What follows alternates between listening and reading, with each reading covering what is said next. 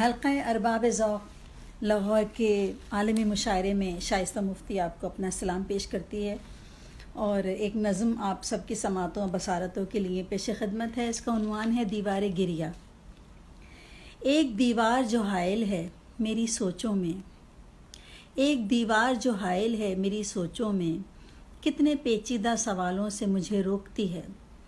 جب بھی میں رخت سفر باندھتی ہوں شانے پر، اپنی جادو بھری ہستی سے مجھے ٹوکتی ہے۔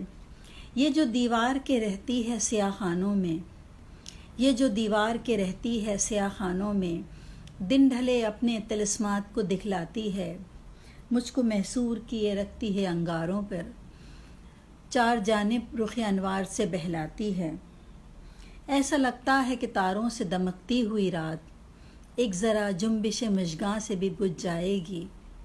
ایسا لگتا ہے کہ تاروں سے دمکتی ہوئی رات ایک ذرا جنبش مژگاں سے بھی بجھ جائے گی۔ میرے سوچوں کے تسلسل کو یہ بپھری ناگن ایک ہی آن میں افسوس نگل جائے گی۔ صبح ہوتے ہی یہ دیوار سیاہ خانوں میں ریت کے ڈھیر کی مانند اتر جائے گی۔ رات کی جادوگری خواب سی بن جائے گی، شمع دانوں میں فقط راکھ ہی رہ جائے گی۔ ایک نیا دن میری ویران گزرگاہوں پر لے کے کشکول میرے ساتھ اتر آئے گا۔